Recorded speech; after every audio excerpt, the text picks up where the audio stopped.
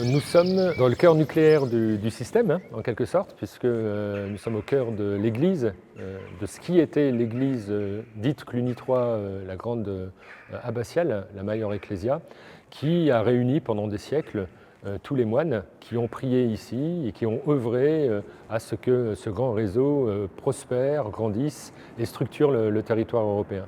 C'est Cluny qui a fait l'Europe. On oublie que le premier agent de fédération, de structuration, de pensée commune, c'est l'ordre monastique.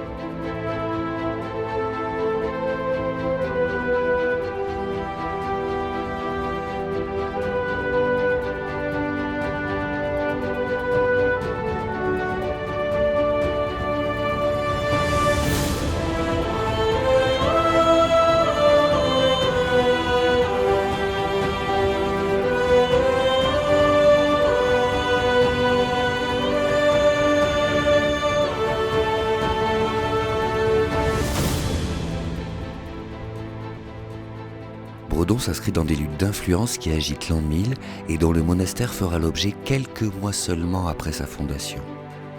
Pour en comprendre les tenants, il nous faut nous intéresser au réseau clunisien auquel Bredon appartient. On trouve de nombreux sites clunisiens dans le Cantal, comme celui de Saint-Flour, avec sa salle capitulaire millénaire. Le prieuré de Magnaval, en Aveyron tout proche, fut quant à lui rattaché à Bredon par Durand en 1070. Comme de nombreux abbés clunisiens, Durand fut moine à Aurillac, un haut lieu d'enseignement religieux dont le monastère bénédictin nous intéressera plus tard. L'abbaye d'Aurillac, berceau du pape Gerbert, partage d'étroits traits communs avec Cluny sans y être infléodée, relevant elle aussi directement du pape et non des évêques. Ainsi, Guillaume le Pieux grandit à Aurillac avec Saint Géraud avant de fonder Cluny.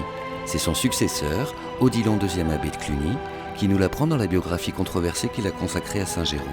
Malgré ses filiations et l'hégémonie clunisienne, Aurillac n'a jamais rejoint Cluny, mais ceci est une autre histoire. On connaît la vie de Géraud par un texte qui a été écrit par Odon, par saint Odon, qui écrit donc la Vita Geraldi, la vie de Géraud.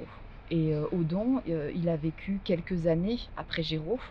Il ne l'a pas connu, mais on est vraiment sur la génération qui suit. D'un point de vue historique, il est quand même dans une histoire très très proche. Les sources archivistiques évoquaient que le père de Géraud avait autrefois lui-même construit une église dédiée à Saint Clément.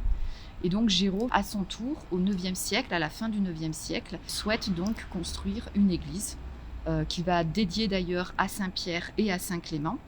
Il part en voyage pour amasser un maximum de reliques. Les reliques, ce sont des restes de saints. Avoir des reliques au sein de son église, c'est s'assurer d'une protection de ces saints, puisqu'on parle de pouvoir thaumaturge des reliques. Beaucoup de pèlerins sont venus vénérer donc ces saintes reliques. À la mort de Géraud, Géraud devient lui-même un saint et donc va aussi véhiculer tout un pèlerinage finalement autour de son personnage. Et puis Saint Géraud vient se placer sur les chemins de Saint-Jacques de Compostelle. Cluny était éminemment bénédictin. Les abbés de Cluny, Pierre le Vénérable et d'autres, étaient des personnages politiques extrêmement influents, en relation avec les évêques du royaume, et même au-delà du Saint-Empire germanique, et puis le Saint-Siège, bien sûr. Et les papes sont sortis de Cluny.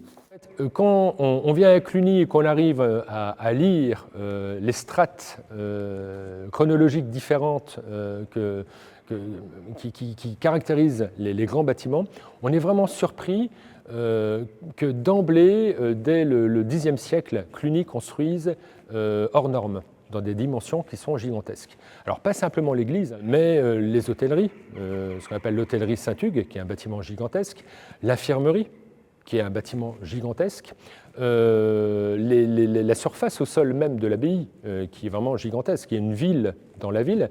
Et quand on sort de Bourgogne, aux confins de la Bourgogne, on remarque toujours ce goût du gigantisme. On va encore plus loin et on voit que les grands édifices médiévaux romans en Suisse, en Angleterre, sont clunisiens. Et ce goût pour le gigantisme, ce n'est pas de la prétention ou de l'orgueil, c'est une manière pour les moines de montrer la place qu'ils occupent dans la chrétienté à cette époque. Ils sont centraux. Et pour ce qui concerne Cluny, on a des grands monastères qui se constituent partout en Europe, mais qui vont être des plateformes de diffusion dans des territoires plus profonds, on va dire, qui vont avoir besoin de cellules monastiques plus modestes, plus petites, qui vont s'adapter au territoire dans lesquels elles vont se développer. Donc on a une grande majorité de sites qui ne sont pas des grands sites monastiques, mais qui sont, on va dire, des petits sites ruraux. On les qualifierait comme ça, de cette manière-là. En réalité, ces sites, même quand ils étaient constitués de 1 ou 2 ou 3 moines, ils avaient la même fonction majeure de lien social, de développement agricole, parfois même de développement de paix, hein, puisque les moines de Cluny étaient des seigneurs, et donc ils avaient ces prérogatives-là, avec le pouvoir temporel, de régler des conflits de voisinage, de lever des impôts, de rendre la justice. Et quelle que soit la taille du site, on a toujours les mêmes fonctions. Alors, évidemment, en fonction des caractéristiques de chacun des sites clunisiens, certains ont une pleine possession des droits féodaux, d'autres en ont en partie, mais on a toujours ce schéma de moines de Cluny qui possèdent à la fois le pouvoir temporel, à la fois en lien avec le ciel, le pouvoir spirituel. C'est ce qui en fait, on va dire, la force. Donc partout en Europe, ce système, ce modèle fonctionne et permet effectivement, à l'occasion, on va dire, de l'émergence de l'Europe féodale, de structurer le territoire européen de manière très organisée et en le pacifiant. Nous sommes dans l'Aveyron. Le Cantal est tout proche puisqu'il y a une rivière qui coule donc en contrebas qui s'appelle le Goul. Et le Goul, donc, dans ce secteur, constitue la limite entre le département de l'Aveyron et le département du Cantal. Et nous sommes ici sur le territoire de la commune de Taussac, sur le site de Magnaval, qui fut dans le passé une paroisse, comme donc les lieux le démontrent, puisque autour de cette chapelle, il y a un cimetière qui est là, et puis un village. Le lien s'est créé en 1070. À l'époque, il y avait donc un abbé qui était basé à Moissac, qui s'appelait Durand de Bredon. Comme son nom l'indique, il était originaire de Bredon. Bredon, c'est un petit hameau situé à proximité de Murat. Et cet abbé, il a obtenu le lien entre Magnaval, la chapelle de Magnaval, et la chapelle de Bredon, qui, elle, dépendait de Moissac. Voilà comment s'est constitué le lien d'après les écrits que nous avons. La plaque qui est à l'extérieur confirme la reconnaissance donc, de cette chapelle par la Fédération européenne des sites clunisiens. Comme toute capitale, on va dire, Cluny était relié à l'ensemble de ses membres, on va dire, donc des membres de son réseau, même si ce n'est pas le terme exact qu'utilisent les moines, mais c'est l'idée, c'est tel qu'ils la décrivent. On a les mêmes livres de prière partout dans les sites clunisiens qui permettent aux moines, où qu'ils se trouvent, de prier la même chose au même moment de l'année. Donc on a une congrégation dont l'unité est avérée. Il y a eu très tôt des liens, même dans les déserts d'Égypte, où on allait se visiter d'une cellule, parce que les moines vivaient dans des cellules, pas des cellules de prison, mais cellules, cella, c'est aussi le cellier. C'est lié même une image du vin aussi. Les moines sont solitaires, mais ce sont des êtres relationnels. Et les monastères au Moyen-Âge étaient extrêmement unis les uns les autres, en particulier par l'annonce des défunts. Quand un moine mourait, il y avait ce qu'on appelle les rouleaux des morts, c'est-à-dire qu'on écrivait, ça passait d'un monastère à un autre, puis on se donnait la nouvelle que tel ou tel moine était décédé. Les nécrologes, qui sont, on va dire, ces documents, qui sont diffusés dans l'ensemble du réseau, dès qu'un moine meurt, son nom est porté dans tous les établissements pour que les moines le prient.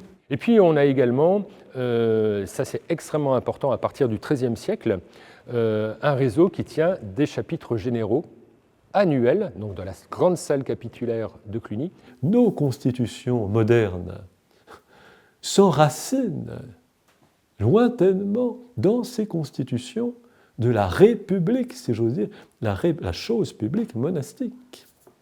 L'identité clunisienne de la ville, elle est certaine, hein, elle est attestée, puisque je pense que c'est à la suite d'une bulle du pape que le pape de l'époque, autour de l'an 1000, et assez probablement en 1025, puisqu'on en fête cette année le 1000e anniversaire, une bulle papale indique que l'administration de la ville, en quelque sorte, sera désormais exercée par les moines de l'abbaye de Cluny. Voilà. Donc c'est l'origine, effectivement, du lien très fort entre la ville de Saint-Flour et l'abbaye de Cluny. D'un point de vue très matériel, il en reste peu de choses, effectivement. Il y a peu de vestiges, notamment architecturaux, de cette époque. Je crois qu'on est dans la salle capitulaire et le seul vestige avéré de cette époque, on l'a sous nos yeux, hein, puisque c'est cette voûte qui est d'origine autour de l'an 1000 en tous les cas, c'est certain. À ce titre, c'est probablement le plus ancien, le plus vieux témoin architectural de cette époque de l'an 1000. Voilà. Le lien avec l'abbaye de Cluny, il est pour autant très fort. Les abbés de Cluny ont géré en quelque sorte cette ville de l'an 1000 jusqu'en 1317, date de création de l'évêché de Saint-Flour. Et donc sur ces 3 siècles, eh bien, ça correspond à la réalité, à la création de la ville de Saint-Flour, et donc d'une unité urbaine. Et à ce titre, la présence clunisienne à Saint-Flour est un peu particulière. Il y a eu, dans cette salle capitulaire notamment, plusieurs événements, notamment, mais ce n'est pas le seul, la présentation d'un buste reliquaire de Saint-Flour, et aussi on a souhaité faire un rassemblement de tout ce qui était lié à la présence de Saint-Flour, donc avec ce buste, avec d'autres éléments, hein, donc il y a un olifant, enfin il y a plusieurs éléments qui ont été rassemblés et qui ont été présentés au public. Voilà.